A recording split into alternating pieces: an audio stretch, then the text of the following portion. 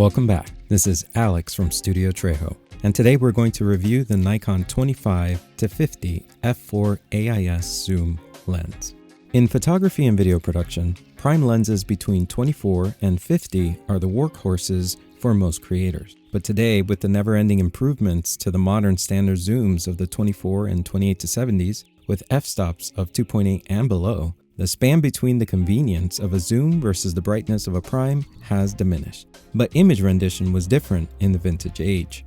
Because of this, I reviewed the Vivitar 24-48 f3.8 to see if the focal length and aperture was good enough for my workflow, and you can see the results in the link below. After purchasing this Nightcore version, I was eager to test it out. Before I show that, some brief history on this Nightcore zoom.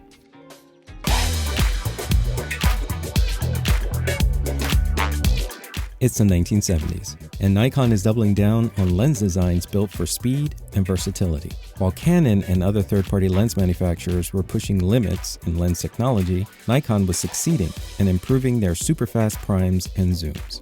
In 1975, Nikon released the foundation of today's wide-angle zoom lenses, the 28-45 f4.5. Considering the difficulties in the development of any zoom lens because of slow data processing, creating a wide-angle zoom that could keep low aberration at different zoom ranges was daunting to say the least.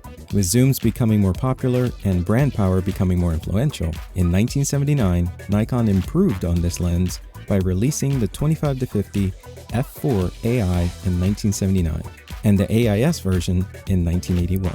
But it's 2025. So why even consider this zoom? Is the image rendition beautiful enough to make us forget it's an f4? Did Nikon create a legacy zoom in the 1970s that's worth a second look?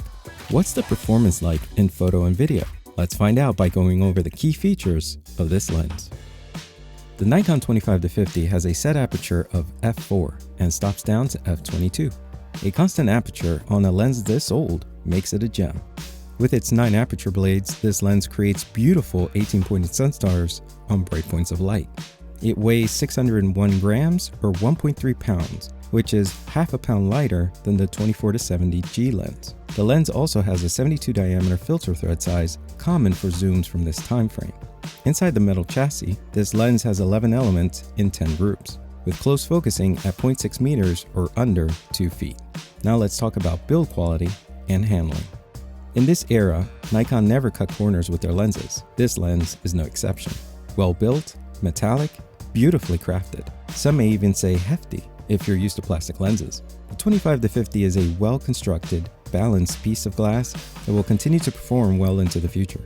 The lens is taller compared to the Vivitar 24-48 f3.8, but just like the Vivitar, every mechanical piece, from the clickiness of the aperture ring to the smoothness of both the zoom and the focus ring, is a pleasure to use. And speaking of zooming, all of this happens internally, so no lengthening of the lens as you zoom. The lens keeps a consistent length, helpful for when you're using it on a gimbal. The lens also sports a two-touch system versus the push-pull design popular at that time. This makes it a little slow for action photography as you're working with both the zoom and the focus, but it's perfectly fine for landscape photography, which I believe this lens was created for.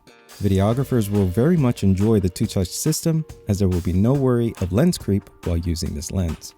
The focus scale is painted along with the focal length numbers, and everything feels premium quality. Finally, this lens was made in Japan. Nikon is known for its great imagery. So how does this lens stack up? Image quality. At 25mm, the center is sharp, but the edges are softer. Not anything too extreme, but softer. The chromatic aberration is controlled wide open, and contrast is very good. Stop it down to 5.6 and contrast and sharpness improves and spreads out to the corners. At f22, we see the effects of diffraction. At 35mm, the center is sharper than what it was at 25mm. The corners are also sharper wide open at 35mm. stop down, and the contrast and corner sharpness improves. At 50mm, center sharpness is not as good as the previous focal lengths, and neither are the corners. 50mm is clearly the weakest focal length on this lens wide open. Stop it down and the image quality improves. Overall, it's a sharp lens. Next, vignetting. Vignetting is a problem with this lens. It's not the darkening of the vignetting per se. It's more that the vignetting never goes away no matter how far you stop it down. This may be coming from the mechanics of the lens seen here. As you zoom out from 50mm to 25mm, the iris begins to cover the outer rim of the first group of lenses. Could this cause the ever-present vignetting that shows at 25mm? Was it meant to control aberrations when the light hits the edges of the lens element? If you have the answer, please leave it in the comments below. So going back, if you hate vignetting, this is not going to be your lens. Next, lens flare. The lens flare is gorgeous. When light hits the lens, you will get these beautiful flares that turn into circular masterpieces as you work with bright sources of light. If you like vintage flare, you will like this lens. Bokeh. Bokeh is difficult to appreciate at f4, even if you do zoom in to 50mm. But the bokeh you do get is smooth and not busy. There's a softness to the images that make the rendition unique. It's not blurry, it's not glowy, it's just soft on the eyes. Colors are one of the best parts of this lens. It's vibrant and accurate, but not oversaturated. It's a pleasant rendition, where the blues are blue, reds are colorful, and greens are controlled. Transition between colors and gradients are soft and pleasing. Overall, the colors are on the neutral side of the spectrum.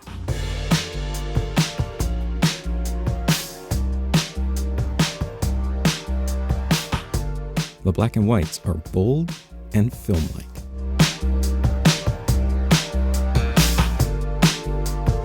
So what's my take on this lens? As far as the vintage zooms go, this one is top tier. Thinking about how to use this lens helps us to see its value. Its focal lengths can cover landscape work to street photography and act as a short telephoto. And while f4 is not as sought after as faster lenses, I think about having to stop down to get a two-person shot, or to show off the environment around the subject. Here we begin to see the advantages of a sharp f4. Today, Sony has taken a page from these vintage lenses by producing a 24-50 f2.8, seemingly making this lens obsolete. But if you want the vintage Nikon look, build quality, and uniquely pleasing image for less than a quarter of the cost, consider the Nikon 25-50 f4 AIS, because it's a keeper for me. When you find one, check it out. If you like this video, hit the like and subscribe button below, and we will see you on the next vintage lens review.